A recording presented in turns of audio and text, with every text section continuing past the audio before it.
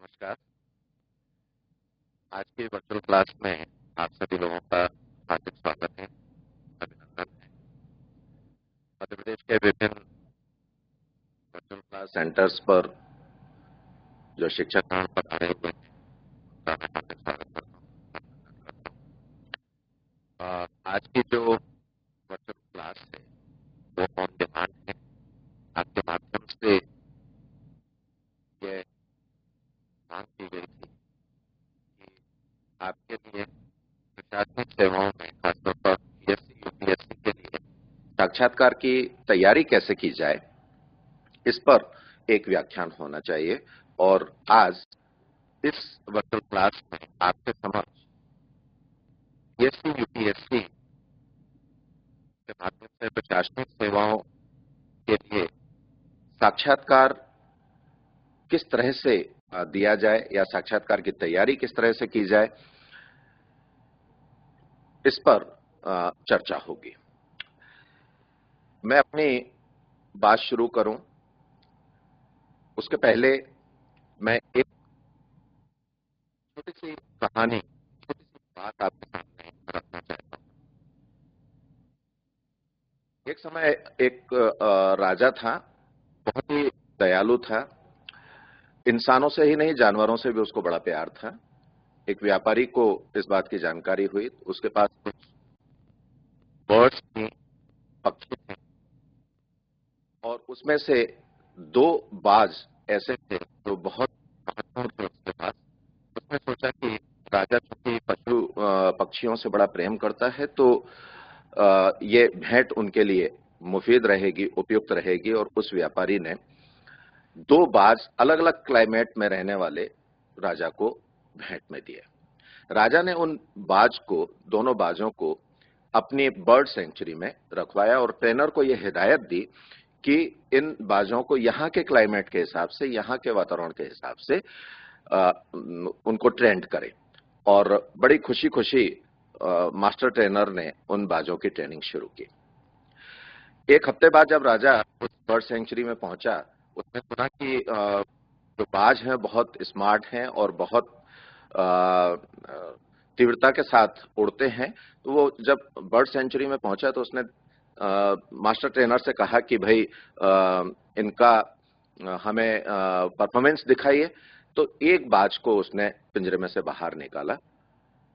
पिंजरे में से बाहर निकलते ही बाज किलोमीटरों दूर बड़ी तेजी के साथ उड़ के गया और वापस मिनटों में लौट कर आया और उस केज के अंदर, उस पिंजरे के अंदर वापस चला गया।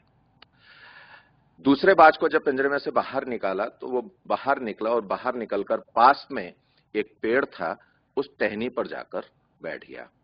मास्टर ट्रेनर ने बहुत कोशिश की कि उस टहनी से वह बाज उड़कर जाए और राजा के सामने परफॉर्मेंस दे।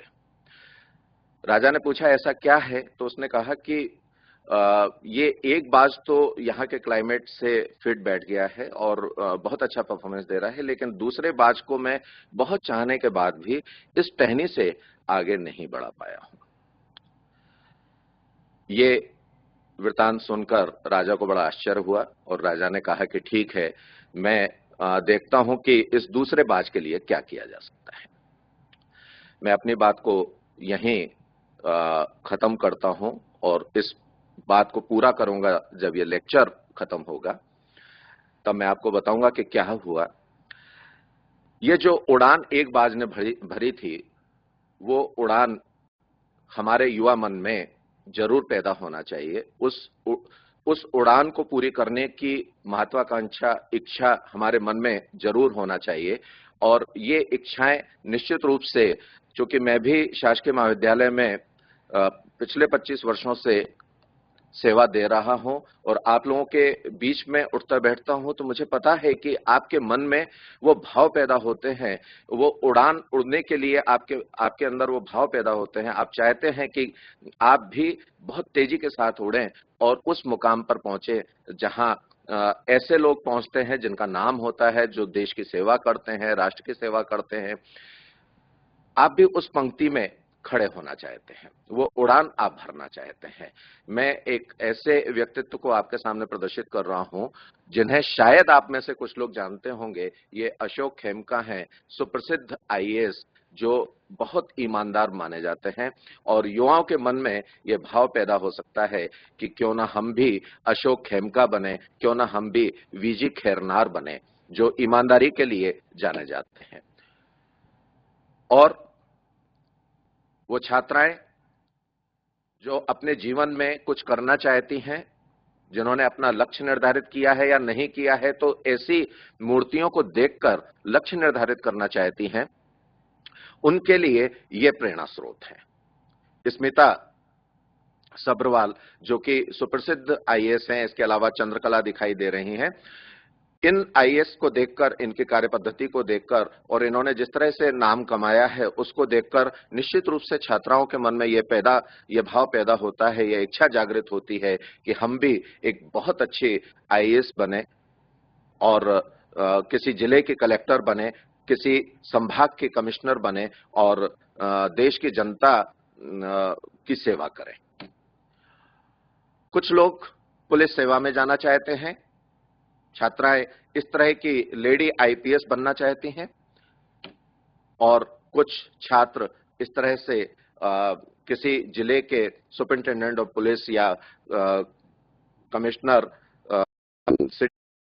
आईजी बनना चाहते हैं, और उनके मन में इस तरह के सपने होना लाजमी है।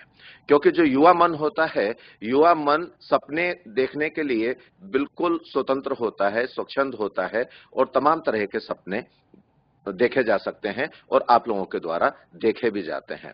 और जब आप सपने देखते हैं तो उन सपनों को पूरा करने के लिए आपके द्वारा प्रयास किए जाते हैं, और मैं ये कहना चाहूंगा कि आप में से कुछ लोगों के द्वारा प्रयास किए जाते हैं और कुछ लोग केवल सपने देखते रहते हैं। जब हम इस तरह के सपने देखते हैं कि हमें प्रशासनिक सेवा में जाना चाहिए, जब हम इस तरह के सपने, तो इसके लिए हमें क्या करना होता है?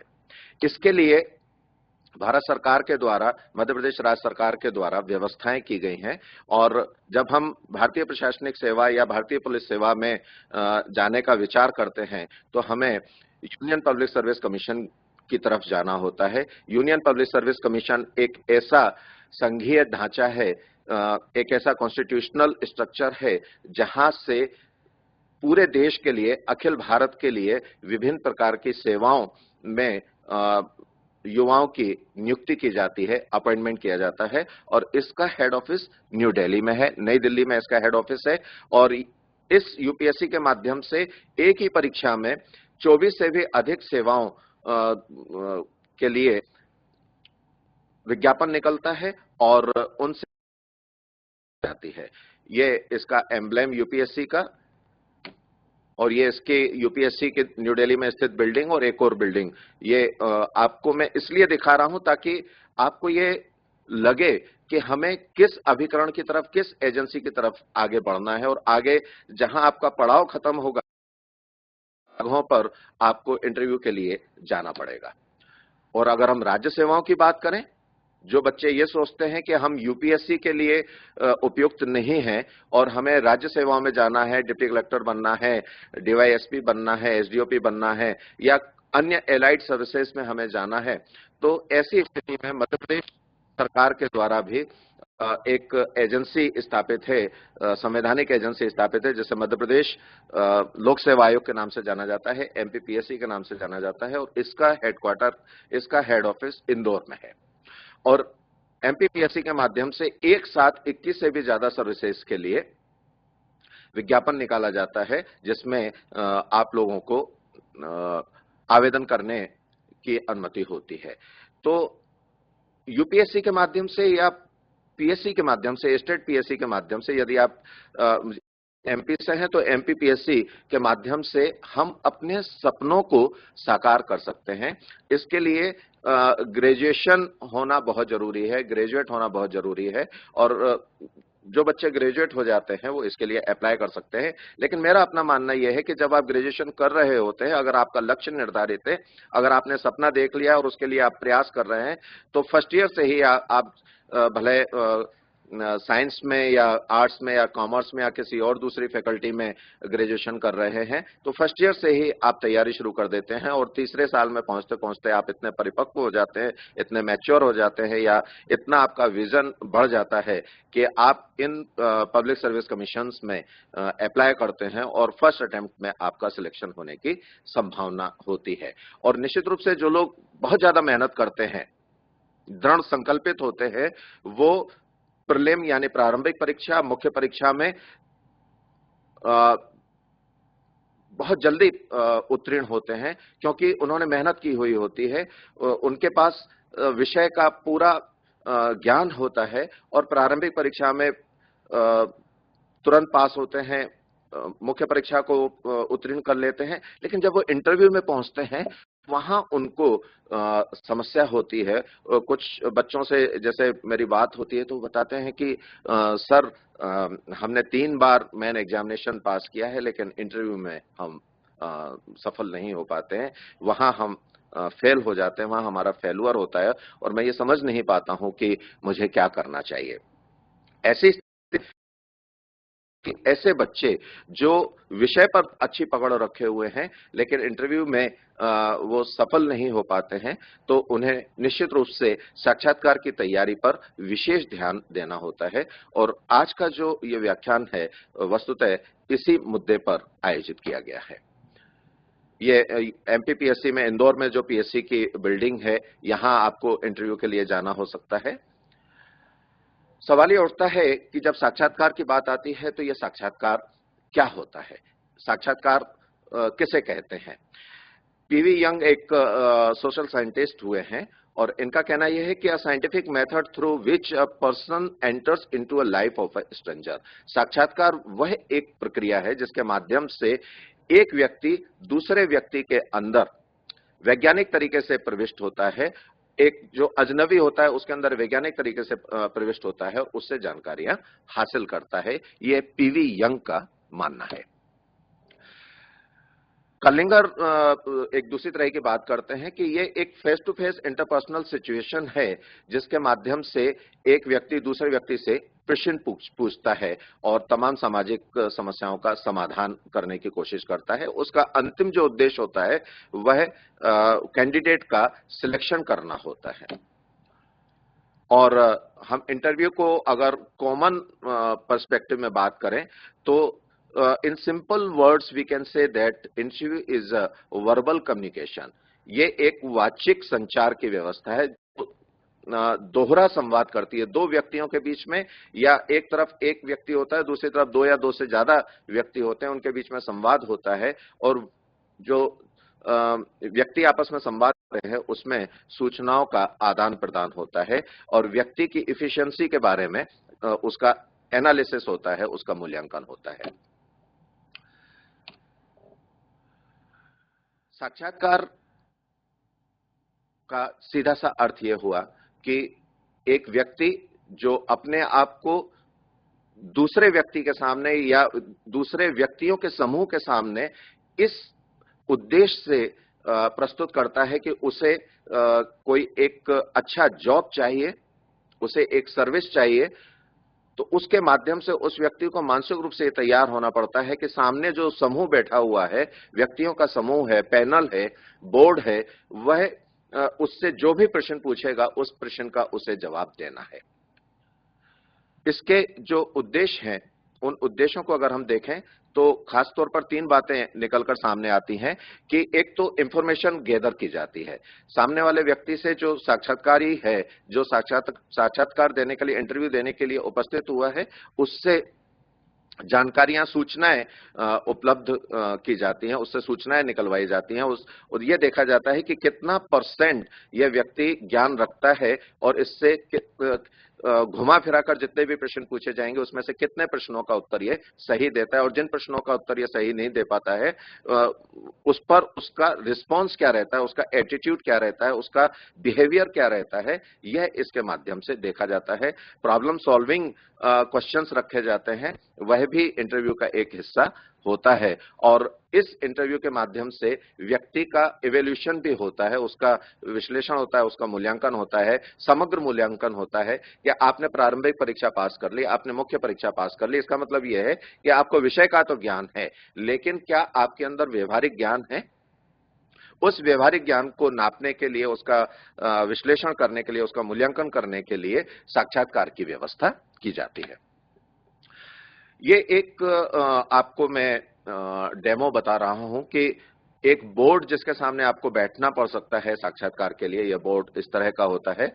आगे मैं बताऊंगा कि बोर्ड क्या होता है।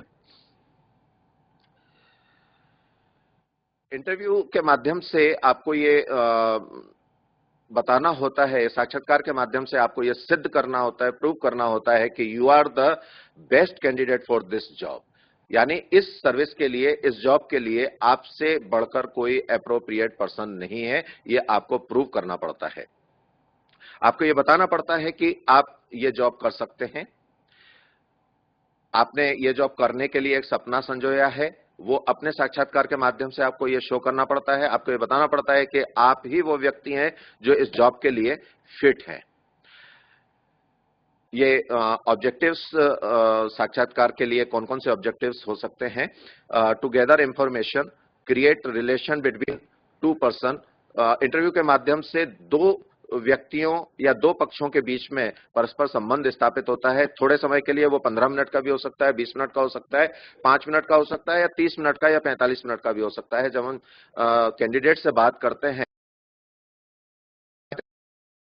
गए, रूम के अंदर प्रवेश हुए और हमें 5 मिनट में ही वहां से बाहर कर दिया। और कुछ कैंडिडेट ऐसे आते हैं जो ये कहते हैं कि हमें 40 मिनट 45 मिनट तक बोर्ड ने अपने सामने बिठाए रखा और हमसे इंटरव्यू लिया और बहुत अच्छा इंटरव्यू हुआ। जो 5 मिनट में वापस आ जाते हैं, आप सिर्फ अंदाज लगा सकते हैं कि वो 5 मिनट में वापस क्यों आए, क्योंकि उन्होंने बोर्ड को या पैनल को सेटिस्फाई नहीं कर पाया।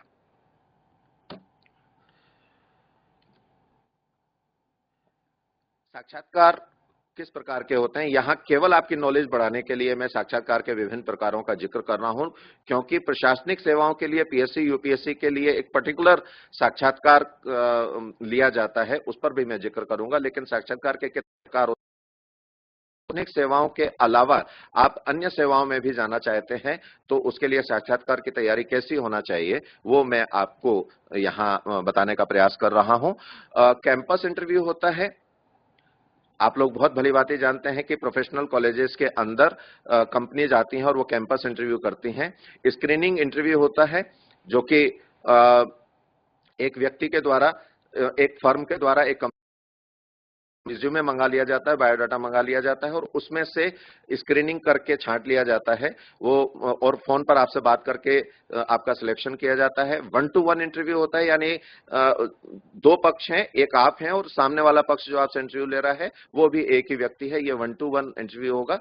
पैनल इंटरव्यू में 2 से ज्यादा व्यक्ति सामने होते हैं जो कि आपसे प्रश्न पूछ रहे होते हैं, वो आपका पैनल इंटरव्यू होता है। पीयर ग्रुप इंटरव्यू होता है, जिसमें आपके जो साथी होते हैं और जो कंपनी के सहयोगी होते हैं, वो मिलकर आपका इंटरव्यू लेते हैं। वो पीयर ग्रुप प्रेशर वाला इंटरव्यू होता है। लंचन इंटरव्यू होता है। लंचन इंटरव्यू में कई बार इतना इनफॉर्मल होता है कि लंच चल रहा होता है टेबल के ऊपर और इस बीच में आपसे क्वेश्चन पूछे जाते हैं और वहीं पर आपका एनालिसिस कर लिया जाता है, वहीं पर आपका मूल्यांकन कर लिया जाता है, वहीं असेसमेंट आपका हो जाता है कि आप उपयुक्त हैं अथवा नहीं। ये कैंपस इंटरव्यू हो रहा है। स्क्रीनिंग इंटरव्यू इस तरह से, वीडियो कॉन्फ्रेंसिंग के माध्यम से भी इंटरव्यू होता है। 1-to-1 इंटरव्यू की पोजीशन है ये 1-to-1 इंटरव्यू। पैनल इंटरव्यू कैसा होगा, ये इस तरह से, इस डायग्राम के माध्यम से आप इंटरव्यू फिजिकली जो हो रहा है, पीयर ग्रुप में सभी लोग सम्मिलित हैं। यह लंचन इंटरव्यू हो रहा है, लंच सामने रखा हुआ है और इंटरव्यू हो रहा है। अब मैं आपको बताना चाहूंगा कि जितने भी साक्षात्कार के प्रकार हैं, उन सारे प्रकारों में से, क्योंकि आप पीएससी यूपीएससी में सम्मिलित होना चाहते हैं और वहां पर प्रशासनिक अधिकारी या पुलिस अधिकारी बनना चाहते हैं, वहां पर आपको साक्षात्कार का कौन सा प्रकार अप्लाई होगा, उसके बारे में जानकारी लेना बहुत जरूरी है। तो जो पैनल इंटरव्यू होता है, जिसे बोर्ड इंटरव्यू भी कहते हैं, ये जो पैनल और बोर्ड इंटरव्यू है, इसको आपको फेस करना होता है। इसका तात्पर्य यह है कि जब आप इंटरव्यू देने के लिए जाएंगे, तो जिस रूम में आप जाएंगे, उस रूम में 2 से ज्यादा व्यक्ति आपका इंतजार कर रहे होंगे आपका स्वागत करने के लिए, आपसे प्रश्न पूछने के लिए। जब आप यूपीएससी हैं या भारतीय पुलिस सेवा के लिए, तो वहां पर बोर्ड की स्थिति क्या होती है?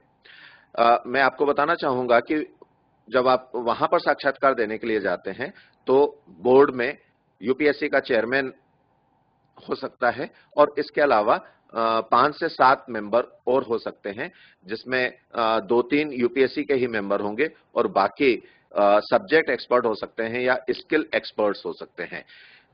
बोर्ड में ऐसे उन सभी व्यक्तियों को रखा जाता है, ऐसे उन सभी विशेषज्ञों को रखा जाता है जिस पोस्ट के लिए साक्षात्कार हो रहा है, उस पोस्ट पर महारत रखने वाले व्यक्तियों को, विषय विशेषज्ञों को उस बोर्ड में रखा जाता है, ताकि विभिन्न तरीकों से, विभिन्न प्रकारों से आपकी क्षमता का, आपके ज्ञान का और आपके व्यक्तित्व का असेसमेंट किया जा सके, उसका मूल्यांकन किया जा सके।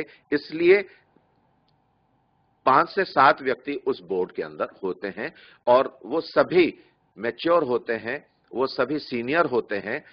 जब आप बोर्ड के अंदर पहुंचते हैं, तो आपको अपने सामने विशिष्ट व्यक्तियों को बैठे हुए देखना पड़ता है और आपको मानसिक रूप से तैयार होना पड़ता है कि जब हम बोर्ड को फेस करने जा रहे हैं, तो वो 5 लोग हैं या 7 लोग हैं और मैं अकेला हूं, लेकिन मैं इतना सक्षम हूं कि अपने ज्ञान से, अपने कौशल से मैं सामने वाले को प्रभावित कर सकता हूं। मैं मानसिक रूप से इतना मजबूत हूं कि मैं सामने वाले बोर्ड को, सामने जितने भी लोग बैठे हुए हैं, उनको मैं प्रभावित कर सकता हूं। तो ये जो बोर्ड होता है, ये बोर्ड बहुत इंपॉर्टेंट बोर्ड होता है और बोर्ड के सामने आप जब इंटरव्यू देते हैं, साक्षात्कार देते हैं, तो वहां आपको अपनी क्षमता का, अपने सामर्थ्य का भरपूर प्रयोग करना होता है। इसी तरह से जब आप राज्य सेवा के लिए जाएंगे, तो राज्य सेवा या राज्य पुलिस सेवा के लिए जब आप जाते हैं, तो वहां पर जो बोर्ड बैठता है, उसमें मेंबर्स की संख्या यूपीएससी की तुलना में कम होती है। वहां 4 से 6 मेंबर्स होते हैं। एमपीपीएससी का चेयरमैन बोर्ड में हो सकता है। इसके अलावा पीएससी के ही 2-3 मेंबर और होते हैं और अतिरिक्त मेंबर्स के रूप में सब्जेक्ट एक्सपर्ट्स हो सकते हैं या स्किल एक्सपर्ट्स हो सकते हैं। यहां पर भी वही प्रोसेस चल रही है जो यूपीएससी में हमने आपको बताई है। जब आप साक्षात्कार देने के लिए जाते हैं, तो उस साक्षात्कार के बारे में आपको यह जानकारी होना चाहिए कि साक्षात्कार जो 5 मिनट का, 10 मिनट का या आधे घंटे का या 1 घंटे का होने वाला है, उस साक्षात्कार के फेज कौन कौन से होंगे, उस साक्षात्कार में एक्चुअल में इवेंट कौन सी होनी है, गतिविधि कौन सी होनी है। जब आप जाते हैं साक्षात्कार में, तो सबसे महत्वपूर्ण बात होती है आपका फर्स्ट इंप्रेशन।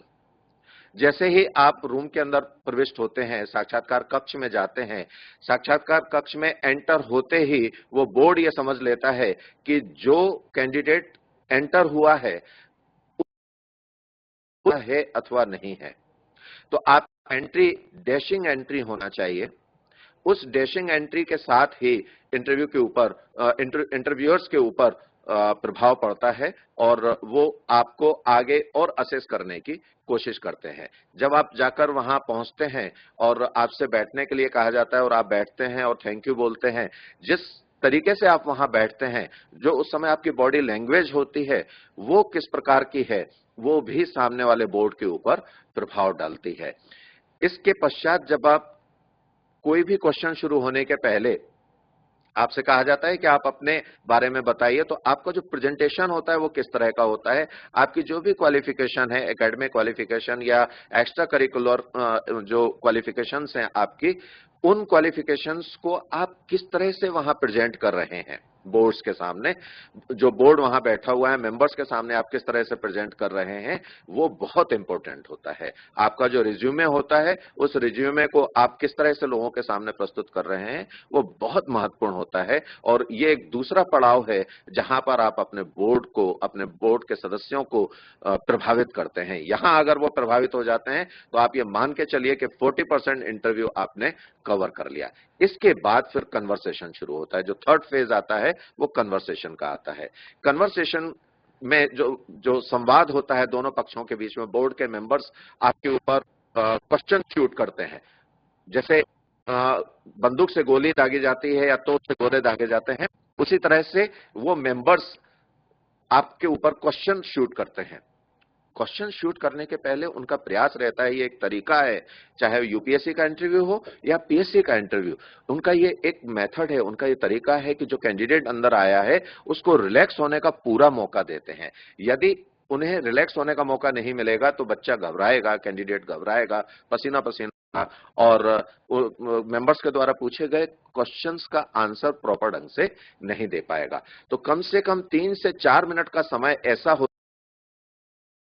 जब आपको पूरा मौका प्रदान किया जाता है कि उस इंटरव्यू हॉल के एटमॉस्फेयर के साथ और मेंबर्स के साथ आप जो एनवायरनमेंट है, उस एनवायरनमेंट के साथ आप अपने आप को फिट कर सकें।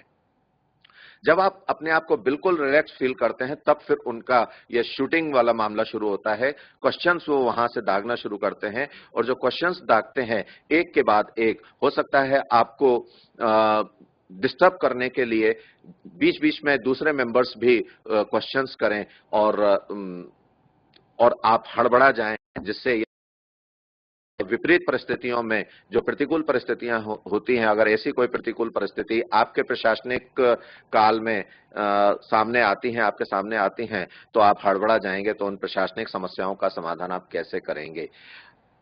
इसका तात्पर्य यह है कि किसी भी परिस्थिति में इंटरव्यू हॉल के अंदर आपको कन्वर्सेशन के दौरान कितना भी प्रेशर हो, अपने आप को कूल एंड काम रखना है। अंत में जो चौथा फेज है वो है इंटरव्यू का, जब आपको यह कहा जाता है कि आप जा सकते हैं।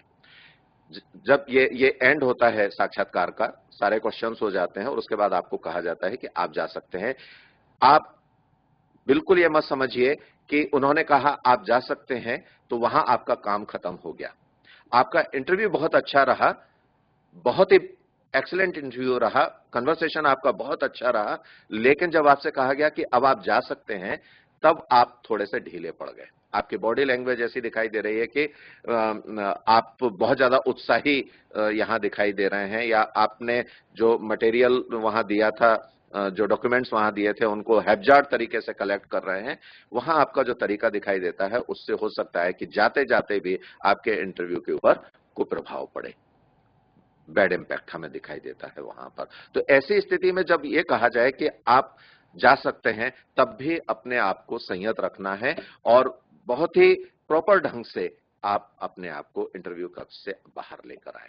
और जब आप बाहर आते हैं तो बाहर आने के बाद आप अपना सेल्फ इवैल्यूएशन करते हैं। यह अंतिम पड़ाव है इंटरव्यू का। इंटरव्यू वहां खत्म हुआ था, लेकिन इंटरव्यू की प्रोसेस इंटरव्यू कक्ष से बाहर आने के बाद भी चलती है। आपको अपना सेल्फ इवैल्यूएशन या सेल्फ असेसमेंट करना होता है। आपको यह पता है कि आपने इंटरव्यू हॉल में क्या किया है, तो आप जब अपना सेल्फ इवैल्यूएशन करते हैं तो आपको यह जानकारी हो जाती है आप अपने आप को कितने मार्क्स दे रहे हैं। यह तय हो जाता है कि इंटरव्यू में आपका सिलेक्शन होना है अथवा नहीं होना है। तो ये इंटरव्यू के विभिन्न फेजेस हैं जहां आपको इंटरव्यू को स्पेशल तरीके से फेस करना होता है। अब सवाल ये उठता है कि साक्षात्कार में आप कैसे सफल हों, आपको सफलता कैसे प्राप्त हो, उसके लिए क्या क्या करना पड़ सकता है। इसके विभिन्न तरीके हैं, उपाय हैं जिनको हमें करना चाहिए। किस तरह से हम इंटरव्यू के लिए अपनी तैयारी कर सकते हैं। इसके लिए ग्रूमिंग बड़ी जबरदस्त होना चाहिए। आपके अंदर बिहेवियर स्किल होना चाहिए, आपके अंदर प्रेजेंटेशन स्किल होना चाहिए, कम्युनिकेशन स्किल आपके अंदर होना चाहिए, सेल्फ असेसमेंट आप कैसे अपना कर सकते हैं ईमानदारी के साथ, वो होना चाहिए, और इस पर आपका विश्वास है या नहीं, यह भी देखना बहुत जरूरी है। ग्रूमिंग का अर्थ क्या होता है? ग्रूमिंग का तात्पर्य यह है कि एक कैंडिडेट, एक विद्यार्थी या एक जो प्रतियोगी है, वो किस तरह से साक्षात्कार के लिए अपने आप को तैयार करके जाए। यानी उसकी ड्रेस कैसी होना चाहिए, उसकी बॉडी लैंग्वेज कैसी होना चाहिए, उसके जो अन्य गैजेट्स है वो कैसे होना चाहिए। ये आपके ग्रूमिंग के ऊपर, आपके हेयर कट कैसे होना चाहिए, नाखून बड़े होना चाहिए या छोटे होना चाहिए या कटे होना चाहिए, नेल पॉलिश होना चाहिए या नहीं होना चाहिए, सैंडल्स आप कैसे पहन रहे हैं, शूज कैसे पहन रहे हैं, शूज पर पॉलिश होना चाहिए या नहीं होना चाहिए। जो छात्राएं हैं वो इंटरव्यू के लिए जाती हैं तो ज्वेलरी किस तरह की पहननी चाहिए। ये सारे के सारे जो तथ्य हैं, इनको हम अगर देखते हैं तो पाते हैं कि ग्रूमिंग जो आपकी है, यदि आप ओवर स्मार्ट बनकर जाएंगे, ओवर ग्रूम्ड होके जाएंगे, तो आप रिजेक्ट कर दिए जाएंगे, इसमें कहीं कोई शक नहीं है। सिंप्लिसिटी हमेशा प्रभाव डालती है सामने वाले के ऊपर। आप तैयार होकर जाएं, सिंपल रूप से आपकी तैयारी होना चाहिए। अगर आपके पास नए कपड़े नहीं हैं, कपड़े जो भी आपके पास हैं कहीं से फटे नहीं होना चाहिए, प्रेस्ड होना चाहिए, साफ सुथरे होना चाहिए, धुले होना चाहिए, आपके हेयर कट अच्छे होना चाहिए, आपके शूज भले फटे हुए हैं लेकिन अगर सिले हुए हैं, उस पर पॉलिश है, तो वो मान्य है, वहां रिजेक्शन का कोई कारण नहीं होता है। यहां केवल एक मैसेज है कि आप जब भी जाएं इंटरव्यू के लिए, साक्षात्कार के लिए जब भी आप जाएंगे, तो आप अपने आप को बिल्कुल सूटेड बूटेड और वेल ड्रेस्ड होकर आपको जाना होगा। वेल ड्रेस्ड का मतलब यह है कि आप बहुत अच्छे दिखाई दें, आपकी वर्ड से समझ में आ जाए कि आपकी पर्सनालिटी बहुत अच्छी है, आप ग्रूम्ड हैं। ये कुछ यहां शेड्स हमने दिखाए हैं, किस तरह से आप ग्रूम्ड हो सकते हैं। इंडियन पर्सपेक्टिव में अगर मेल कैंडिडेट है तो आप किस तरह से अपने आप को वहां प्रदर्शित कर सकते हैं। छात्राओं के लिए सूट हो सकता है, अच्छी तरह से पहना हुआ सूट, साड़ी के माध्यम से आप जा सकते हैं। यह वेस्टर्न तरीका है, यह भी हमारे यहाँ प्रशासनिक सेवाओं के लिए मान्य है और इस तरह से भी आप साक्षात्कार के लिए जा सकते हैं। इन सभी पोजेज में कहीं पर भी, इन सभी पिक्स में कहीं पर भी हमें यह महसूस नहीं होता कि आप ओवर स्मार्ट दिख रहे हैं। आपका बिहेवियर कैसा होना चाहिए? जब आप इंटरव्यू हॉल में जाते हैं तो वहां आप किस तरह से अपने आपको प्रदर्शित करेंगे, किस तरह से आप अपना बिहेवियर वहां शो करेंगे। आई कांटेक्ट होना बहुत जरूरी है। आपके साथ कोई भी मेंबर, बोर्ड का कोई भी मेंबर बात कर रहा है, उसकी आंखों में आंखें डालकर आप बात करेंगे। आप कभी भी ऐसा नहीं करेंगे कि मेंबर आपसे बात कर रहा है और आप गर्दन नीचे झुका के, आंखें नीचे झुकाकर उससे बात कर रहे हैं। इसका मतलब यह है कि आप सामने वाले से हेजिटेशन रखते हैं, आपके अंदर वो आत्मविश्वास नहीं है। और यही बात है कि जो सेकंड इसमें बिहेवियरल स्किल बताई गई है वो सेल्फ कॉन्फिडेंस की बताई गई है। आत्मविश्वास आपके अंदर जबरदस्त होना चाहिए। मैं आपको बताना चाहता हूं कि ये जो आई कांटेक्ट है, ये आई कांटेक्ट मतलब अपनी आंखों को दूसरे सामने वाले बोर्ड मेंबर की आंखों में आंखें डालकर हमें बात करना है। और सेल्फ कॉन्फिडेंस तो बहुत जबरदस्त होता है, वो आपको बूस्ट करता है। अगर आपके अंदर आत्मविश्वास है, अत्यधिक आत्मविश्वास भी घातक होता है, लेकिन आत्मविश्वास हमें शो करना है कि हमारे अंदर बहुत विश्वास है, जिस पद के लिए हम इंटरव्यू देने के लिए आए हैं वो पद हमारे लिए मुफीद है और मैं उसके लिए फिट हूं। मैच्योरिटी आपको वहां पर शो करनी है। एंथुजियाज्म, आपको उत्साह वहां बताना है, लेकिन अत्यधिक उत्साह नहीं बताना है। आपके चेहरे पर हमेशा मुस्कुराहट होना चाहिए। अगर आपके चेहरे पर मुस्कुराहट नहीं है तो इसका तात्पर्य यह माना जाता है कि आप आने वाली किसी भी समस्या को एक टेंस के रूप में लेंगे, एक टेंशन के रूप में लेंगे और आप समस्या का समाधान नहीं कर पाएंगे, उसका सॉल्यूशन नहीं निकाल पाएंगे। चेयरफुलनेस होना चाहिए, फ्लेक्सिबिलिटी होना चाहिए। कभी भी बोर्ड के सामने रिजिड होने का मतलब यह है कि आप अपने लिए घातक सिद्ध हो रहे हैं। अगर बोर्ड ने आपकी बात को काटा है, आप जो जवाब दे रहे हैं आपने जवाब दे दिया है, उस जवाब से वो संतुष्ट नहीं है और उन्होंने कोई क्रॉस क्वेश्चन किया है, तो आपको अपनी बात पर अड़े नहीं रहना है। आप कह सकते हैं कि मुझे इस विषय में जो जानकारी थी वो मैंने आपके समक्ष प्रकट की है, और जो प्रश्न आप पूछ रहे हैं, प्रति प्रश्न आप पूछ रहे हैं, इसके विषय में मुझे अधिक जानकारी नहीं है, मैं क्षमा चाहता हूं। बहुत ही फ्लेक्सिबल तरीके से आप अपनी बात कर सकते हैं, और गुड पोस्चर होना बहुत जरूरी है। आपका पोस्चर अगर अच्छा है तो वो अच्छा आपको वहां पर प्रदर्शित करेगा, अच्छा प्रभाव डालेगा बोर्ड के ऊपर। ये पोस्चर की जो मैं बात कर रहा हूं, देखिए पहला वाला जो पोस्चर है बिल्कुल एप्रोप्रिएट है, प्रभाव डालने वाला पोस्चर है। ये छात्राओं के लिए मैंने पिक यहां प्रदर्शित की है। दूसरा बीच वाला पोस्चर और लास्ट वाला पोस्चर, ये दोनों ही पोस्चर बहुत गलत है। पहले वाले पोस्चर में हमें बैठना है बोर्ड के सामने, और इसी तरह से बॉयज के लिए जो पोस्चर मैं यहां शो कर रहा हूं, पहला और दूसरा बिल्कुल नेगेटिव पोस्चर है, इसका असर नेगेटिव होता है, लेकिन थर्ड जो पोस्चर है वो बहुत सही है। यहां आप बिल्कुल तनकर बैठेंगे, स्मार्टली बैठेंगे और अपने बोर्ड के मेंबर्स की आंखों में आंखें डालकर बात करेंगे, तो निश्चित रूप से बहुत अच्छा प्रभाव पड़ेगा। प्रेजेंटेशन स्किल की अगर हम बात करें, तो प्रेजेंटेशन स्किल के अंदर जो खास बात होती है वो ये होती है कि आप अपना रिज्यूमे तैयार करते हैं। रिज्यूमे है ना, रिज्यूमे का अर्थ होता है कि आपकी जो भी एकेडमिक या नॉन एकेडमिक क्वालिफिकेशंस हैं, उन क्वालिफिकेशन यानी आपने अपने बारे में, अपनी क्वालिफिकेशन के बारे में, नॉन एकेडमिक क्वालिफिकेशन के बारे में जो एक ब्यौरा तैयार किया है, जो एक डॉक्यूमेंट तैयार किया है, वो डॉक्यूमेंट रिज्यूमे कहलाता है। और जब आप वो रिज्यूमे तैयार करते हैं, बहुत अच्छी तरह से तैयार करते हैं, उसकी 5-7 आप कॉपी तैयार करते हैं, फोटोकॉपी तैयार करते हैं, और जब आप इंटरव्यू हॉल में जाते हैं तो मेंबर्स के सामने अपने रिज्यूमे को बड़ी ही विनम्रता के साथ, बड़े ही पोलाइटली अपने रिज्यूमे को प्रत्येक बोर्ड के सामने, प्रत्येक मेंबर्स के सामने प्रस्तुत करते हैं। उस रिज्यूमे को देखकर, जो प्रेजेंटेशन है आपका रिज्यूमे का, और जिस तरह से आपने उसे प्रेजेंट किया है, उससे बोर्ड मेंबर्स के प्रभावित होने की 100% संभावना होती है, और वहां आपको सकारात्मक रिस्पांस मिलता है। जो डॉक्यूमेंट्स आपके पास होते हैं इन सपोर्टिंग टू रिज्यूमे में जो आपने लिखा है अपनी क्वालिफिकेशन के बारे में, उससे संबंधित जो डॉक्यूमेंट्स हैं, जो मार्कशीट्स हैं या जो सर्टिफिकेट्स हैं, वो सीरियली जमे हुए होना चाहिए आपकी फाइल के अंदर। ये आपको ध्यान रखना है कि उस पर नंबरिंग हो और रिज्यूमे के अकॉर्डिंग उसको आप अरेंज किए हुए हों। इसके अलावा अगर मान लीजिए डिजिटल प्रेजेंटेशन की व्यवस्था है, तो आपके पास आपकी पेन ड्राइव में या सीडी में या आपके मेल आईडी पर वो डिजिटल प्रेजेंटेशन भी आपका तैयार होना चाहिए, ताकि कम समय में आप अधिक से अधिक बातें बोर्ड मेंबर्स को बता सकें। यहां पर भी प्रेजेंटेशन के दौरान भी आप किसी भी तरह की रिजिडिटी को अवॉइड करें। किसी भी तरह से अगर मान लीजिए कोई क्रॉस क्वेश्चन होता है, तो वहां पर आपको स्टिफनेस नहीं दिखानी है, कठोरता नहीं दिखानी है, हमेशा हम्बल रहना है। अपनी एबिलिटी और अपनी स्किल को बताते समय भी आपको हम्बल रहना है।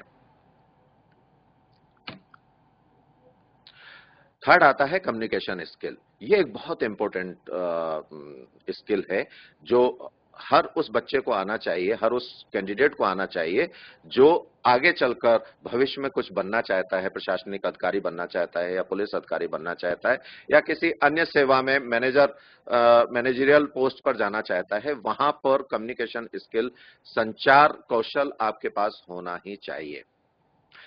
उसके लिए बहुत जरूरी है, कुछ कुछ खास बातें हैं जिनका ध्यान रखना बहुत जरूरी है, कि आपके अंदर वो एबिलिटी हो, आपके अंदर वो योग्यता हो कि आप सामने वाले को सुन सकें। आप सोचते हैं कि आपके अंदर कम्युनिकेशन स्किल बहुत अच्छी है क्योंकि आप बहुत अच्छा बोल लेते हैं। केवल बहुत अच्छा बोलना ही सफिशिएंट नहीं होता है, उसके लिए बहुत जरूरी है कि आपके अंदर सुनने की योग्यता हो। सामने वाले को आप कैसे फेस कर रहे हैं, सामने वाला आपसे बात कर रहा है, एटलीस्ट आप पूरी गंभीरता के साथ पूरा समय देते हुए सामने वाले की बात को सुने। जब तक आप सामने वाले की बात को नहीं सुनेंगे तो उस बात को आप समझ नहीं पाएंगे, और जब समझेंगे नहीं तो उसका उत्तर आप भले कितनी ही तीव्रता के साथ उत्तर देने की स्थिति में हो, लेकिन उसका सही उत्तर देने की संभावना कम होती है और वहां पर आपका फेल्यूर होता है। तो सबसे पहले आपकी एबिलिटी किस चीज की होना चाहिए? लिसनिंग पावर, आपकी लिसनिंग एबिलिटी बहुत अच्छी होना चाहिए। इसके बाद जब आप जवाब देने की स्थिति में होते हैं तो पूरी सक्रियता के साथ, पूरी विनम्रता के साथ, पोलाइटनेस के साथ आप अपनी बात सामने वाले को रखते हैं, अपना उत्तर सामने वाले को देते हैं, तो उससे वो व्यक्ति काफी प्रभावित होता है। और जो भी बात आप कर रहे हैं, जो भी जवाब आप दे रहे हैं, वो सुस्पष्ट होना चाहिए, उसका एक्सेंट बिल्कुल क्लियर होना चाहिए, उसका जो उच्चारण है वो बहुत सही होना चाहिए, ताकि सामने वाले को आपके दिए गए उत्तर से संतुष्टि हो और वो पूरी तरह से उसे समझ सके। सेल्फ असेसमेंट, ये एक बहुत महत्वपूर्ण मुद्दा है। हम जानते हैं कि हमें प्रशासनिक सेवा में जाना है या पुलिस सेवा में जाना है या किसी और पोस्ट पर जाना है, तो क्या हम उसके लिए उपयुक्त हैं अथवा नहीं, इसके लिए सेल्फ असेसमेंट बहुत जरूरी है। आपको यह जानना होगा कि आपके प्लस पॉइंट क्या हैं, आपकी स्ट्रेंथ क्या है, कौन सी ऐसी फील्ड्स हैं जिन फील्ड्स में आप मजबूती रखते हैं, आप क्षमताएं रखते हैं, आपके अंदर सामर्थ्य है कि आप इस पोस्ट को ले सकते हैं। लेकिन आपको यह भी जानना बहुत जरूरी है कि आपके अंदर, हर व्यक्ति के अंदर कुछ कमजोरियां होती हैं, वो कमजोरियां आपके अंदर भी हो सकती हैं या अलग प्रकार की कमजोरियां आपके अंदर हो सकती हैं। तो आपको यह जानना जरूरी है, आपको यह नोट डाउन करना होगा, आपको यह लिखना होगा कि आपके अंदर कमियां कौन सी हैं। जब तक आप ये नहीं जानेंगे कि कमियां कौन सी हैं, तब तक आप उन कमियों को दूर करने का प्रयास भी नहीं कर पाएंगे। तो आप ये लिखें अपने बारे में, अपना असेसमेंट करें कि आपके प्लस पॉइंट कौन से हैं, आपके माइनस पॉइंट कौन से हैं। और जब आपको ये पता पड़ जाता है कि आपके अंदर ये कमी है, तो उन कमियों को सुधारने के लिए आप पूरा प्रयास करिए, प्रैक्टिस के माध्यम से उन कमियों को दूर करने का प्रयास कीजिए और उसका बराबर रिव्यू कीजिए। जो गलतियां आपके माध्यम से हो रही हैं, आपके बिहेवियर के माध्यम से, आपके एटीट्यूड के माध्यम से, या कहीं ज्ञान की कोई कमी है, तो उन गलतियों को दूर करने का भी प्रैक्टिस के माध्यम से आप प्रयास कर सकते हैं। ये अगला जो पॉइंट है वो प्रैक्टिस का ही है। प्रैक्टिस व्यक्ति को परफेक्ट बनाती है, ये हमेशा ध्यान रखना चाहिए। इंटरव्यू के लिए हम जा रहे हैं, इंटरव्यू की तैयारी, हमने रिज्यूमे तैयार कर दिया और जाकर हम वहां अच्छे कपड़े पहन लिए, जाकर हम वहां पहुंच गए, मुझे लगता है कि यह सफिशिएंट नहीं है।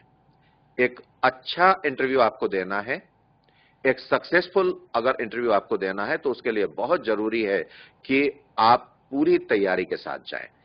और पूरी तैयारी कैसे हो सकती है? जब आप उसकी प्रैक्टिस करते हैं। इंटरव्यू के लिए आपको सफिशिएंट टाइम मिलता है, पूरा समय मिलता है। 15 दिन का समय हो सकता है, 1 महीने का समय हो सकता है 1.5-2 महीने का समय हो। इन 1.5-2 महीने के समय या 15 दिन का भी समय मिलता है, तो आपका भरसक प्रयास होना चाहिए कि आप उस तरह की प्रैक्टिस करें कि जब आप इंटरव्यू देने के लिए जाएंगे तो किन परिस्थितियों का सामना करना पड़ सकता है, किस एनवायरनमेंट में आपको वहां बैठना पड़ सकता है, उस तरह के एनवायरनमेंट का आप निर्माण करें और इंटरव्यू देने की, डमी इंटरव्यू देने की कोशिश करें। मैंने यहां डमी और मॉक इंटरव्यू की बात की है। प्रैक्टिस आप कैसे कर सकते हैं? ऐसे में आपके साथी, आपके परिवार के सदस्य आपकी मदद कर सकते हैं। आप एक रूम के अंदर इंटरव्यू जैसा वातावरण निर्मित करें और आधे घंटे, 1 घंटे तक की एक पूरी डमी प्रैक्टिस करें, एक मॉक इंटरव्यू करें, कौन से क्वेश्चन पूछे जाते हैं, उन क्वेश्चंस पर विचार विमर्श करें और उस तरह से जवाब देने का प्रयास करें। आप मिरर के सामने खड़े होकर भी प्रैक्टिस कर सकते हैं, आईने के सामने भी खड़े होकर आप प्रैक्टिस कर सकते हैं कि सवाल पूछा जाएगा, ये सवाल पूछा जाएगा तो हमें किस तरह से जवाब देना है। तो निश्चित रूप से परफेक्शन आपका बढ़ेगा, इफिशियंसी आपकी बढ़ेगी, और जब इफिशियंसी आपकी बढ़ेगी तो निश्चित रूप से इंटरव्यू हॉल के अंदर आप में किसी भी तरह की कोई भी हड़बड़ाहट नहीं होगी, कोई भी घबराहट नहीं होगी, और आप इंटरव्यू को बहुत अच्छे ढंग से फेस कर पाएंगे। ये एक तरीका मैं बता रहा हूं, जो डमी इंटरव्यू की मैंने बात की थी। ये जो कैंडिडेट सक्सेसफुल हुई है, ये डमी इंटरव्यू से ही सफल हुई है। इसको एसडीएम बनाया गया था डमी इंटरव्यू में, और सवाल पूछे गए थे और उसने बहुत अच्छी तरह से इसकी तैयारी की थी। क्वेश्चन किस तरह के हो सकते हैं नहीं पता, लेकिन एक अनुमान लगाया जा सकता है, या फिर हम जिस तरह से आमतौर पर हम अपने एकेडमिक सिलेबस में तमाम क्वेश्चंस देखते हैं और पुराने क्वेश्चंस को उठाकर उनकी प्रैक्टिस करते हैं, हमें नहीं पता होता है कि कौन से क्वेश्चन वहां आने वाले हैं, लेकिन फिर भी पुराने क्वेश्चंस में से नए जब आप परीक्षा हॉल में जाते हैं तो कुछ पुराने क्वेश्चंस भी आ जाते हैं, कुछ नए भी आ जाते हैं। लेकिन हो सकता है जब आप इंटरव्यू देने के लिए जाएं तो सारे के जो आपने तैयारी की है सारे क्वेश्चंस तो रखे रह जाएंगे और आपके सामने हो सकता है कि बिल्कुल नए क्वेश्चंस आ जाएं। इसके लिए आपको मानसिक रूप से तैयार होना पड़ता है। फिर भी आपके समक्ष आपकी तैयारी इस तरह से होना चाहिए कि अगर इस तरह के क्वेश्चन पूछे जाते हैं तो आप कैसे उसका जवाब देंगे। आपसे पूछा जा सकता है कि आपके शॉर्ट टर्म गोल्स क्या हैं लाइफ के। आपसे पूछा जा सकता है कि आपके लॉन्ग टर्म गोल्स क्या हैं। What are your long term और शॉर्ट टर्म गोल्स। आपसे पूछा जा सकता है कि how have you prepared yourself to achieve them. आपसे पूछा जा सकता है कि आप इन जो टारगेट आपने फिक्स किए हैं उनको आप कैसे अचीव करेंगे। आपसे ये पूछा जा सकता है कि आप अपने आप को इस पोस्ट के लिए उपयुक्त कैसे समझते हैं। आपको ये बताना होगा कि आप अपने आप को क्यों फिट समझते हैं इस पोस्ट के लिए। इसी तरह के ये सवाल पूछे जाते हैं और कभी कभी आपको घुमाने के लिए, आपका आईक्यू टेस्ट करने के लिए कुछ ऐसे प्रश्न पूछे जाते हैं जहां अगर आप उनका प्रॉपर ढंग से जवाब नहीं दे पाए तो फिर निश्चित रूप से आपका इंटरव्यू सक्सेसफुल नहीं होगा। लेकिन अगर आप ध्यानपूर्वक उनकी को सुने और आप उसके मर्म को समझ जाएंगे तो निश्चित रूप से आप बहुत सही जवाब दे पाएंगे। जैसे कहीं आपसे ये पूछ लिया कि मेरे हाथ में बोर्ड मेंबर ने पूछा कि मेरे हाथ में 10 लाख की घड़ी है और तुम्हारे हाथ में 250 रुपए की घड़ी है, तो क्या देखते हो। तो अब ऐसे समय में आपके अंदर संकोच पैदा होगा कि बोर्ड मेंबर पूछ रहा है, 10 लाख की घड़ी पहने हुए है, गोल्डन वॉच है उसके हाथ में, मैं इसको क्या जवाब दूं। लेकिन अगर आप इसका बेहतर ढंग से जवाब देने की स्थिति में है तो आपको यह जवाब देना होगा कि सर निश्चित रूप से आपके बहुत अच्छे दिन चल रहे हैं। आप पोलाइटली अगर इस तरह के जवाब दे रहे हैं, जो क्वेश्चन आपसे घुमा फिरा कर पूछे गए हैं और पोलाइटली आप उसका जवाब दे रहे हैं, उसको एक्सेप्ट किया जाता है और रिजेक्शन का वहां कहीं कोई सवाल पैदा नहीं होता है। समय की पाबंदी है और इस वजह से मैं बहुत ज्यादा इस विषय पर चर्चा करने की स्थिति में नहीं हूं। एक और आपको सुझाव मैं देना चाहूंगा कि आपके पास आपकी चेकलिस्ट होना बहुत जरूरी है। इंटरव्यू के लिए जब आप जाते हैं, साक्षात्कार के लिए जब आप तैयारी करते हैं तो आप एक चेकलिस्ट तैयार करें। चेकलिस्ट का अर्थ यह होता है कि आप अपनी तैयारी के लिए जो आवश्यक वस्तुएं हैं, जो आवश्यक स्थितियां हैं, उनको आपने पूरा कर लिया है अथवा नहीं। ये हफ्ते भर पहले चेकलिस्ट आपके तैयार हो जाना चाहिए और आप 2-3 दिन तक लगातार उस चेकलिस्ट के अकॉर्डिंग अपने आप को देखें कि आपने सारी तैयारियां कर ली हैं अथवा नहीं। तो चेकलिस्ट को आप जरूर अपने पास तैयार करें। और मैंने एक बात शुरू में की थी, उसको मैं पूरा कर रहा हूं। जब राजा को ये पता पड़ा कि जो दूसरा बाज है वो नहीं उड़ पा रहा है, तो उसने मास्टर ट्रेनर से कहा कि ठीक है, आप इस दूसरे बाज को नहीं उड़ा पाए हैं, लेकिन मैं कोशिश करूंगा कि किसी तरह से ये बाज भी उड़ना सीख जाए। और उन्होंने दूसरे दिन अनाउंसमेंट कराया, मुनादी फिरवाई कि कोई ऐसा व्यक्ति है जो एक बाज को बेहतर ढंग से उड़ाना सिखा सके। तो एक वृद्ध सज्जन वहां पहुंचे बर्ड सेंचुरी में और उन्होंने कहा कि मैं कोशिश करता हूं इस बाज को बेहतर ढंग से कैसे उड़ाया जा सकता है। राजा ने उसका अपॉइंटमेंट किया और उसको 24 घंटे का समय दिया कि 24 घंटे के अंदर आप इसको उड़ाकर बताएं। नेक्स्ट डे जब राजा वहां पर पहुंचते हैं सेंचुरी में और देखते हैं कि जो बाज टहनी पर बैठा हुआ था वो बाज अब टहनी पर नहीं है बल्कि आकाश की ऊंचाइयों को छू रहा है और वापस उस पिंजरे में वापस जाता है जिस तरह से पहला वाला बाज जा रहा था। राजा बहुत आश्चर्यचकित हुआ कि जिस काम को मास्टर ट्रेनर नहीं कर पाया, उस काम को इस व्यक्ति ने, वृद्ध व्यक्ति ने 24 घंटे के अंदर कैसे कर लिया। हालांकि उसे 24 घंटे का भी समय नहीं मिला था। उसने उस व्यक्ति को तमाम बख्शीश प्रदान की, गोल्ड कॉइन्स दिए, उसको मोहरें प्रदान की और उससे पूछा कि ये करिश्मा तुमने कैसे किया? तो उसने बताया कि मुझे इसके लिए बहुत कुछ नहीं करना पड़ा, एक साधारण सा काम मैंने किया। जिस टहनी पर वो बैठा हुआ था, उस टहनी को ही मैंने काट दिया।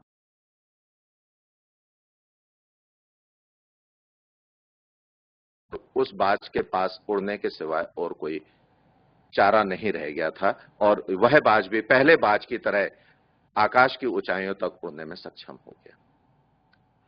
मैं आपको यह कहना चाहूंगा सभी विद्यार्थियों से कि आपके अंदर उड़ने की ताकत है, आप उड़ सकते हैं। आपको यह पता है कि आपके अंदर सामर्थ्य है, क्षमता है, आप प्रशासनिक अधिकारी बन सकते हैं। लेकिन कैसे आप प्रशासनिक अधिकारी बनेंगे, कैसे आप उड़ेंगे, किस तरफ आपको उड़ना है, यह आपको तय करना बहुत जरूरी है। आपके पास पंख हैं, लेकिन जब तक आप उड़ेंगे नहीं, जब तक आप सपना नहीं देखेंगे, तब तक आपकी उड़ान पूरी नहीं होगी। तो आपसे मैं ये अपेक्षा रखता हूं कि आप बेहतर प्रशासनिक अधिकारी बनने के लिए निश्चित रूप से सपना संजोए, अपनी स्किल को बढ़ाएं, अपनी नॉलेज को बढ़ाएं और जब आप ऐसा करेंगे, प्रैक्टिस करेंगे, तो निश्चित रूप से मैं ये कह सकता हूं कि आप एक बेहतर प्रशासनिक अधिकारी के रूप में देश की सेवा कर पाएंगे। मैं आप सभी लोगों को इस काम के लिए ढेर सारी शुभकामनाएं देता हूं। कल एग्जामिनेशन है मध्य प्रदेश लोक सेवा आयोग का, तो जो विद्यार्थी कल इस परीक्षा में सम्मिलित हो रहे हैं, मैं उन्हें ढेर सारी शुभकामनाएं देता हूं। बहुत बहुत धन्यवाद।